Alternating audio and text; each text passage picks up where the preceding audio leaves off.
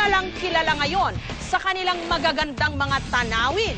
Bukas na rin sila sa mga naghahanap ng adventure, sa mga nakahandang talunin ang kanilang mga takot. Ang mga ipinagmamalaki ng Bohol, Chocolate Hills, white sand beaches ng Panglao, at ang cute na mga tarsier. Bukod sa natural wonders, may bagong pinagkakaguluhan at dinadayo rito. Ang mga extreme activities.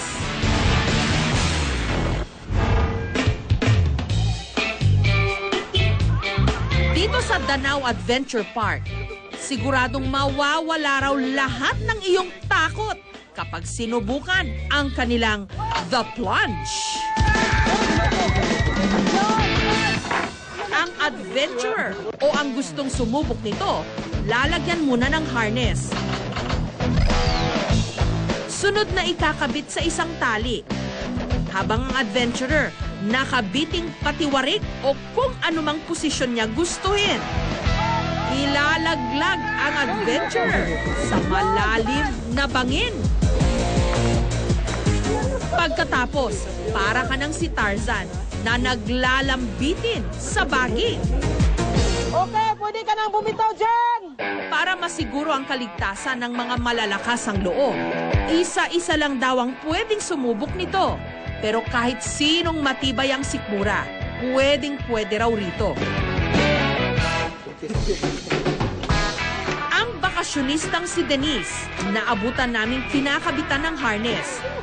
Nakapila namang kasunod niya ang kanyang barkada.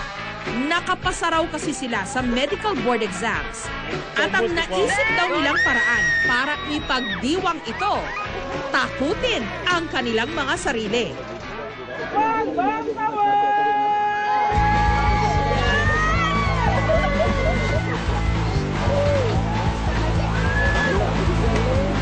The best.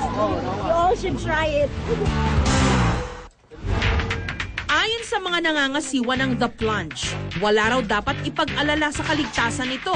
Sila nga mismo, willing-willing.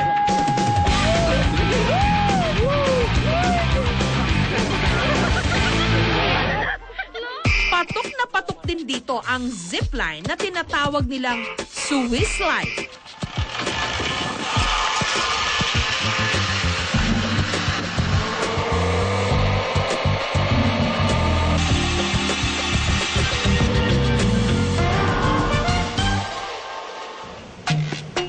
Pero kung sa isang natural formation mo gustong subukan ang iyong tibay at tapang, mag-rope climbing.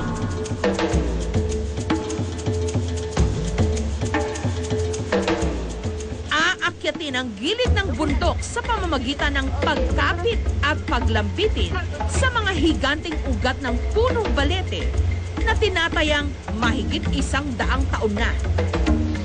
Kapag narating na ang tuktok ng bundok, sunod namang challenge ang pagbaba sa kabilang bahagi habang nagrarapel.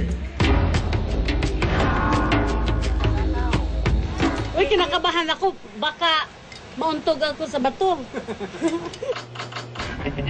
Ayon kay Natalia Uy ng UP College of Human Kinetics, bagamat may kakambal na peligro ang mga extreme activities, mainam ang mga ito sa katawan. Pag tinignan mo, in terms of health, ang laki-laki. Tumataas yung cardiovascular endurance mo, lumalakas yung lungs mo tsaka heart, tapos nagtutuon din yung muscles mo. Pati yung technique mo, nagiging aware ka lalo sa environment. Nakakawala siya ng stress kasi panibagong high. Kumbaga, adrenaline rush nga eh. Doble raw ang benepisyong hatid ng ilang extreme activities. Bukod kasi sa ehersisyong dulot nito, binubusog din ito ang mata at puso ng mga adventurer. Ito nga raw ang uso ngayon, mga extreme activity sa mga tourist destination.